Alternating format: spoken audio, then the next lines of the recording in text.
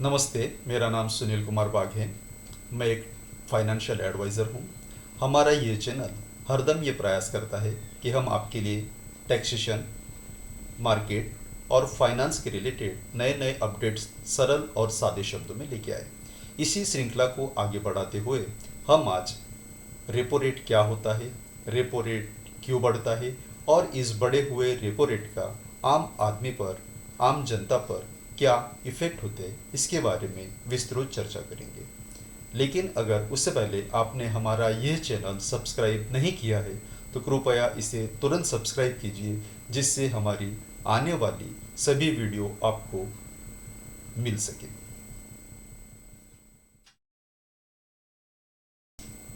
हमारे देश की अर्थव्यवस्था को मजबूत करने के लिए हमारी central bank RBI, reserve bank of India अहम भूमिका निभाती है। आरबीआई की जो एक मॉनेटरी अथॉरिटी भी है, यह करेंसी इशू करती है, फॉरेन एक्सचेंज मैनेज करती है और देश की फाइनेंशियल सिस्टम को सुपरवाइज भी करती है। आरबीआई की मॉनेटरी पॉलिसी डिपार्टमेंट देश में कैश लिक्विडिटी को कंट्रोल करने के लिए मॉनेटरी पॉलिसी इशू करता है।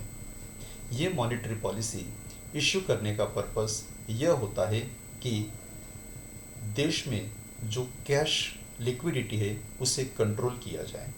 मीन्स अगर ज़्यादा कैश लिक्विडिटी रही तो इन्फ्लेशन बढ़ सकता है। इसीलिए जब देश में कैश लिक्विडिटी बढ़ती है तब आरबीआई अपना रेपो रेट बढ़ा देता है। Repo rate means RBI commercial bank को जो रेट ऑफ इंटरेस्ट से कैश फंड अवेलेबल करवाती है वो रेट को रेपो रेट कहा जाता है।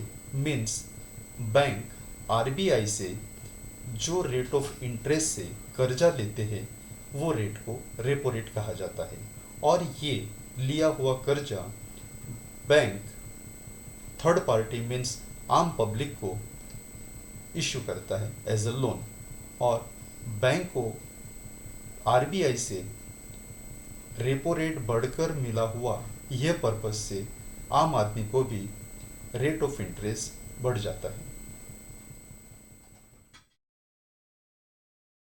अब ये देखते हैं कि ये बढ़ा हुआ रेपो रेट का आम आदमी पर क्या इफेक्ट होता है। रेपो रेट बढ़ने से अभी हमने देखा वैसे आम आदमी जो हाउसिंग लोन, व्हीकल लोन वगैरह लेते हैं उस पर बैंक का रेट ऑफ इंटरेस्ट बढ़ जाता है।